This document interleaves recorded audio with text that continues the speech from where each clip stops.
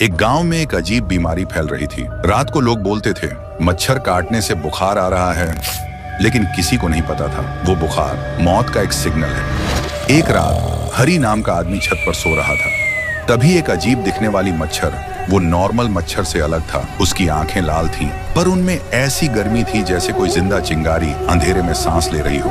वो मच्छर हरी के पास आया और अचानक फट गया। पर अजीब बात ये थी, कुछ हुआ नहीं, बस हवा में एक हरे रंग का धुआं तैरने लगा, जो देखते ही देखते अंधेरा में घुल गया। फिर सुबह हरी उठता है, उसकी आंखें लाल थीं। तभी उसे खून की उल्टी होने लगी। उसकी पत्नी चिल्लाती हुई आई और बोली, तू ठीक है हरी? हरी बोलता है, खून खून खून चाहिए। और वो एक अजीब दिखने वाला इंसान ज़ॉम्बी में बदल गया और एक झटके में उसने अपनी पत्नी को काट लिया। देखते ही देखते उसकी पत्नी भी एक ज़ॉम्बी में बदल गई। उधर पूरे गांव में वो ज़ॉम्बी मच्छर फैल गया था। घर के अंदर, खेतों में, हर कोने कोने में घुसकर एक एक करके फट रहा था और हर ब्लास्ट के साथ वायरस फैल रहा था। लोग इधर उधर भागने लगे, चीखने लगे, लेकिन कोई बच नहीं पाया और एक ही पल में पूरा गांव ज़ॉम्बी में बदल गया। सब लोग एक जैसे चलने लगे, कमर टेढ़ी, आंखें खुली और मुंह से खून टपक रहा था। लेकिन बस एक आदमी बचा था, राइस्टार। पूरा गांव उसका पीछा कर रहा था। वो बहुत डरा हुआ था। भागते भागते, मरते मरते राइस्टार किसी तरह उन ज़ॉम्बी से बच आया और सांस फुला के बोला, अरे लगता है इस ज़ॉम्बी भी थक गई रे, हमरा पीछे दौड़ते दौड़ते। ससुरा अब एक लाइक तो बनता है रे। तभी उसने देखा डॉक्टर थुंग थुंग जमीन पे बैठा रो रहा था। राइस्टार उसके पास गया और बोला, अरे ओ डॉक्टर बाबू, ये रोना धोना का नाटक लगा रखे है रे। डॉक्टर बोला, का कही भाई, हम सोच ली अगर हम मच्छर से मलेरिया खत्म कर दी तो हमको नोबेल मिल जाएगा। बस फिर हम मच्छर पकड़ के रिसर्च में लग गई। ससुरा पता नहीं कैसे धमाका हो गई और फिर सब मच्छर एक अजीब रूप लेकर यहाँ से उड़ गई। राइस्टार बोला, ससुरा अब तो तोरा मच्छर पूरा गांव चबा रहा रे।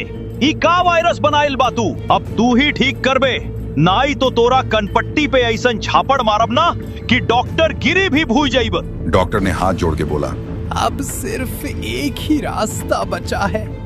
अगर कोई एक मच्छर जिंदा पकड़ के ले आए तो हम उसके अंदर से क्योर निकाल सकते हैं। राइस्टार बोला, ई बस इतना काम है तो हम चलते हैं डॉक्टर बाबू मच्छर पकड़ने। फिर रात होती है, अंधेरा छा जाता है।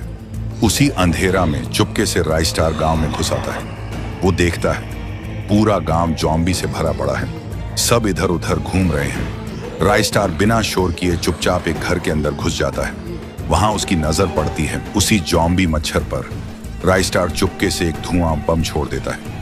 पूरा कमरा धुएं से भर जाता है। पकड़ लिए रे ससुरा। जब धुआं हटता है तो दिखाई देता है राइस्टार ज़ॉम्बी मच्छर को एक जार में पकड़ चुका है। फिर राइस्टार वो जार डॉक्टर को देता है। डॉक्टर थुंग थुंग तुरंत उस मच्छर से एक दवा बना लेता है। डॉक्टर बोला, ले रे ससुरा, ई दवा से ज़ॉम्बी वायरस खत्म हो जाएगा। राइस्टार बोला, हम नहीं जा रहे हैं रे ससुरा, अगर हम दवा पिलाने गए तो ज़ॉम्बी हमको ही चबा जाएगा। डॉक्टर हंसता है और बोलता है, तू तो बड़ा मजाकिया निकला रे राइस्टार, चल हम दोनों ही चलते हैं। फिर दोनों हेलीकॉप्टर में बैठ जाते हैं और निकल पड़ते हैं उस गांव की तरफ। हेलीकॉप्टर गांव के ऊपर रुकता है। नीचे देखा जाए तो पूरा गांव ज़ॉम्बी से भरा है। हेलीकॉप्टर की आवाज सुनते ही सारे ज़ॉम्बी एक साथ उसकी तरफ दौड़ने लगते हैं। उधर राइस्टार दवा की बोतल उठाता है और चीख के बोलता है, अल्ले ससुरा, ये तेरा इलाज आ गइल रे। देखते ही देखते पूरा गांव नीले धुएं से भर जाता है। कुछ देर बाद वही गांव जहां मौत घूम रही थी, अब वहां फिर से इंसानों की हंसी गूंजने लगती है। राइस्टार और डॉक्टर थुंग थुंग मुस्कुराते हैं। हो गइल काम, अब तो सच में नोबेल हमरे नाम लिखा जाएगा रे। लेकिन एक दिन खेत में एक आदमी काम कर रहा था।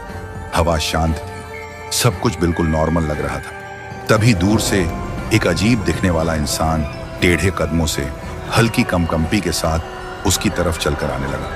वो आदमी सोचता है, कौन है ये? पर जैसे ही वो पास आया, एक झटके में वो फट गया। तो दोस्तों, क्या ज़ॉम्बी 2.0 चाहिए? तो कमेंट करो, पार्ट 2 चाहिए।